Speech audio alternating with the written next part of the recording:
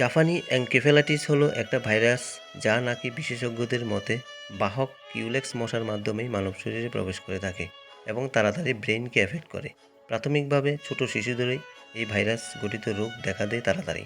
যে ভাইরাসটা 9-10 দিন আগে আমার এই কাকাতো বোন সৌমিতার হয়েছিল, যে এপ্রিল মাসে আমাদের ক্লাস 6-এ ভর্তি হয়েছিল। তার লক্ষণ হিসেবে প্রথমে জ্বর, মাথায় যন্ত্রণা, বমি ভাব, কিন্তু সাধারণ থেকে বেশি, অজ্ঞান হয়ে যাওয়া, খিঁচুনি শুরু হওয়া ইত্যাদি। তার জন্য সঙ্গে সঙ্গে বিশেষজ্ঞদের মতে এমআরআই করা। এমআরআই করে বিভিন্ন পরীক্ষা নিরীক্ষার মাধ্যমে কি ভাইরাল, কি ব্যাকটেরিয়াল, নাকি মেনিনজুয়েনসেফ্যালাইটিস, তার থেকে কিভাবে চিকিৎসা সিদ্ধান্তে উপনীত হওয়া যায় তা করে থাকেন ডাক্তাররা।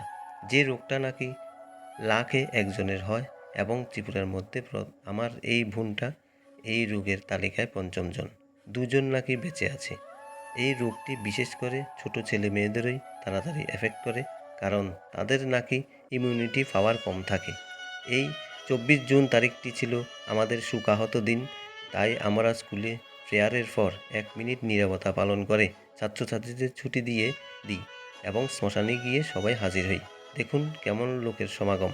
তাই আপনারা সবাই ছেলে মেয়েদের যত্ন নিন। অ্যাটলিস্ট রাত্রিবেলায় ঘুমানোর সময় মশারি ব্যবহার করুন। সুস্থ থাকুন। সুস্থ মনে সুস্থ শরীরে আমার ভিডিওটা ভাইরাল করুন। ধন্যবাদ।